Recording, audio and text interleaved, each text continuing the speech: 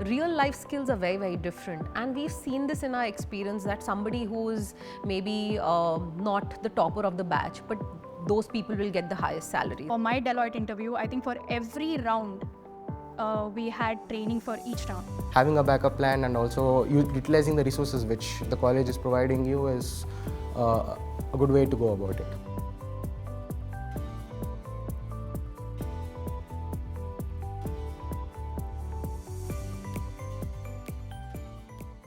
So my name is Manpreet Kaur. I head the placements team at Woxsen University, and I have been associated with Woxsen for almost 4 years now. So for this year also, we are gunning at 100% placements, and in a couple of months we'll achieve 100% placements. All right, so we've come to that part of the year now where our MBA 2024 students have almost finished their semester, their tenure for the last 2 years here doing their MBA. So it's a mixed feeling because we are letting them go for a brighter future ahead, and it's also a sad time because we've spent that time with them. So today I'm going to introduce a few students of ours who've been placed in some of the companies, and so we have you guys. Why don't you go ahead and introduce yourself, and let's start with you, Deepak. And hello sir, Deepak Rathod from MBA Financial Services. Been a crazy ride, and yet today I'm here with the placement in Aditya Birla company. Absolutely. Congratulations once again. Over to you, Akash. Why don't you introduce Hello sir, I'm Akash Krishnan. I'm from MBA Finance and Data Analytics. Having such a great guidance and finally getting placed in UBS is a very subtle feeling right now for me. I've been placed in Micron as a global supply chain manager, and Micron is ranked 136 among the Fortune 500 companies. So it is mainly into semiconductor manufacturing. They have been innovative. They have been using latest technologies. They have been using AI, IoT. What about you? So I am placed in Deloitte as a tax consultant, US tax consultant. And Deloitte, as you know, it's the big four, consultancy firm, auditing firm. What about you? So I have been placed at ANZ Bank. So the role I got offered was credit assessing officer. So basically I'd be evaluating the loans, more into retail lending, retail lending sector and how it operates. And for the specialization I've taken, finance and operations, it's actually the perfect blend of both finance and operations because it's not a pure finance role, it's neither a pure operations role. It's a perfect combination, so glad.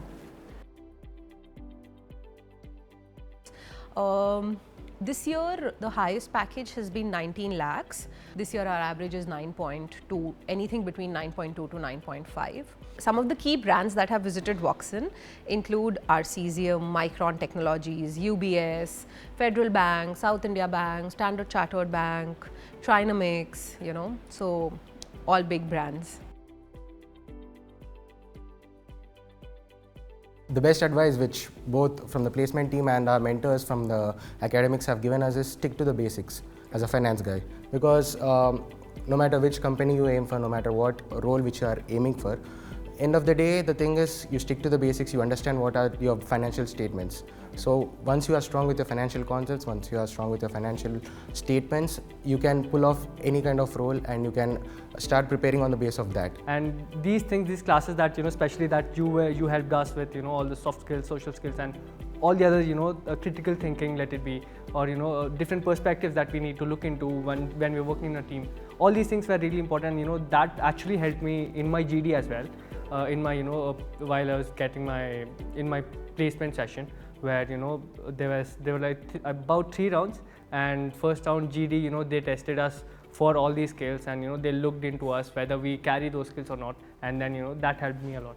So I think without that it would have been very difficult, but yeah. So why don't you share a few moments or a few things that we've spoken about, or things like that really helped you out, even off the classroom. The best part was, I think, you being there for us whenever we needed you, no matter what time. We just used to call you, sir, are you up for it, up for some fun, or can you help me with this? And that, I think, that freedom that we had, that community, the sense of community that we had within us, that was something that was very helpful. Once you understand that there is a community, and when you live in a community, whether it's a student or it's a professor or there are faculties like me who help you out with other aspects, other soft skills and other behavioral, your life goals, things that you are supposed to do, I think that that connect that we have beyond a classroom is very important, especially for you guys in the MBA, where you are already matured, you understand a lot of things, everything cannot be nailed down to you. I think the placement committee here has gone the extra mile because for my Deloitte interview, I think for every round, we had training for each round. Like for Excel, we had a trainer from outside who took a crash course for us. For Versant, we had. For Aptitude, we had you. And even for resume shortlisting, I think we had you. Again, you went through each and every one of our resumes and made sure we corrected our mistakes. These clients are very specific about their communication skills because at the end of the day, you will be dealing with clients from US, from Australia, and for you also it's the US. So communication. So do you think like students should start using this language English as a language as practice it, or how do you think it automatically happens on the interview day? You are able to speak fluently, or how does this happen? How did it happen to you? No, it does require actually a lot of practice and effort. See, for Woxsen, in case of our Woxsen college, we had aptitude trainings, and later we had case study rounds, we had personal interview rounds, we had group discussions prior to this interview time, placement time. So this really helped gain lot of finding gaps, okay, where you're lagging, where areas where you can improve. Yeah. For me personally, I think our professors did a good job at this. They would just, though you knew English or you might know English, but during public speaking, you will come very differently. You might stammer, you might mess up the sentences. So our professors would give us a lot of presentations to conduct. Like for everything, every assignment will have a presentation. So this kind of helped me in putting my thoughts forward. Yeah. Yes, absolutely. There were instances where I've been told that my tone keeps on raising eventually the more I talk. So the more I talk, my tone keeps raising on, and usually the others, they feel so offensive sometimes. That's a chance, right? So that I've been told that, control your tone. Make sure that you take breaks between you speak. Not too much break, but just a little pause so that you again get your tone back. So these are something which I've learned in Woxsen, because I've seen a lot of speakers from abroad. They come here for guest lectures and seminars. So that I've observed them. How do they talk so effortlessly? Is it because of their native language? No. They are might be from Netherlands, he might be from Spain, he might be from Russia, it doesn't matter, because the way he's communicating back with us is so smooth and there's no, interruption, and that is what, actually motivated me to have a, flawless English. So coming back to your, the whole process, I want to understand, because I know that you had a very gruesome process for your selection process. So I wanted to understand what were the steps and what all did these companies, UBS, conduct for you? So since our role was basically involved with handling front-end and back-end operations and trying to connect them, so it started out with psychometric analysis in the first place. So the basic thing they did is they gave us 20 to 30 odd situations which were connected to each other, and how you handle each of the situation, you have to filter out which is the best option and which is the worst option out of the 3 which they have given, and this way it led up to the 20-30 questions which they have been set it up for you. Later we had this technical and HR rounds. So there were 2 rounds of technical and 1 round of HR round, where they basically test your technical knowledge, your skills, the concepts which you are perfect in, and then it was ended off with the HR interview, in which the resume was seen by the interviewer and he asked questions from it, and that's where the help from Placecom team and from yourself came in, where he went through each and every line, and since we were prepared in prior to it and we knew what we had to speak and we knew what was there in our resume, it helped it out and it paid off really well in the end. So when you entered that room, what were these interviewers actually looking at in terms of, your skill sets or technical knowledge, or what was the basic things that they were looking at? So I've applied for a few companies, like only 3 companies. Out of them, one is ANZ. So the rest 2 companies, they focus more on, overall subject knowledge and how do you perceive things, how do you perceive a phenomenon, etc.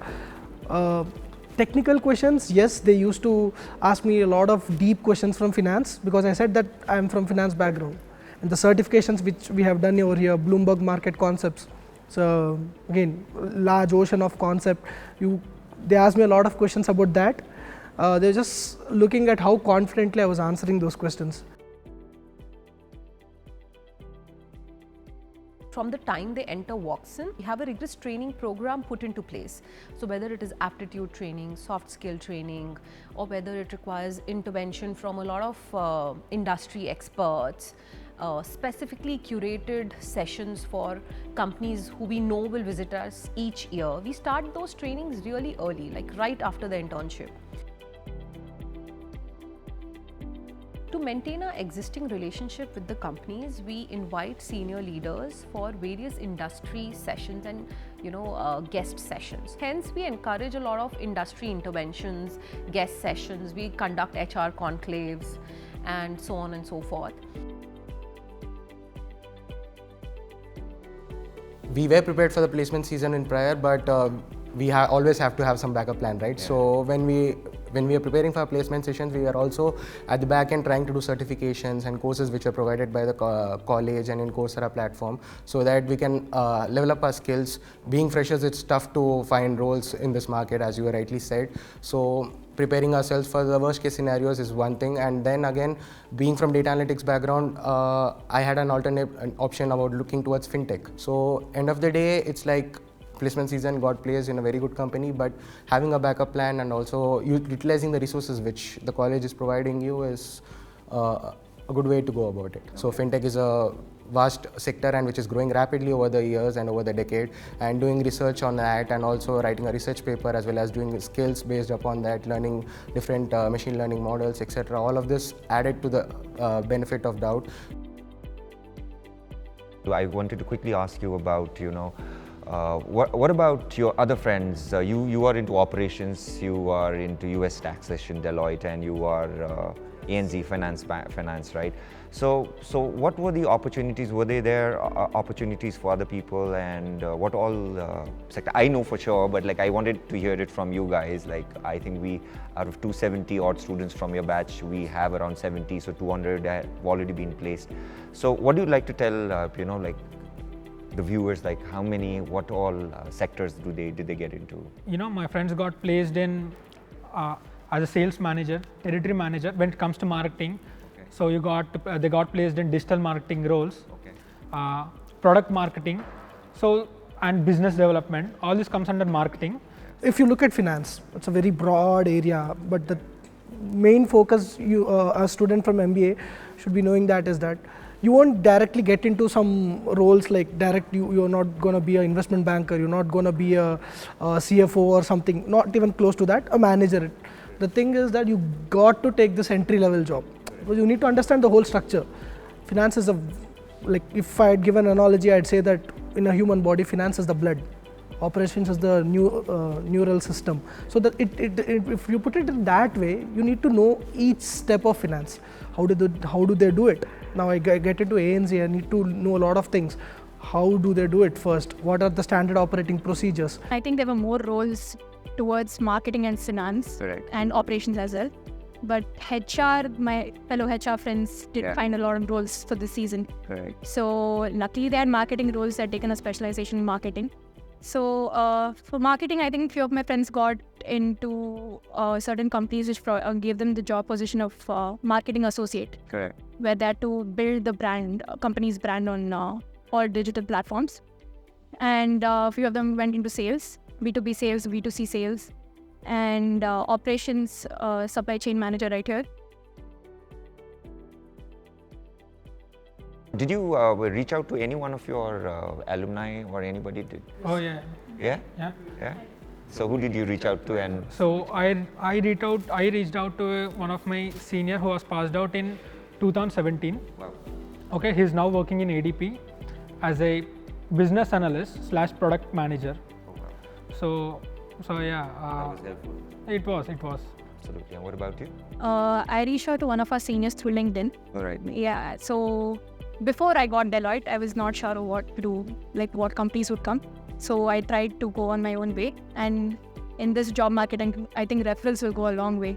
So I asked him for a referral, and that has come, and I was more than happy to give. By then Deloitte happened, so Yes. Yeah. So I don't know about them, but I definitely know about you guys. So one day when I sit like this with your juniors, super juniors, I would like to hear your names, right? So I think that way that you will also be giving back to what you've received, right?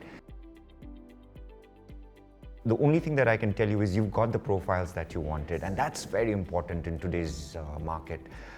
You should not, after doing an MBA, you should not be swayed with a package right now.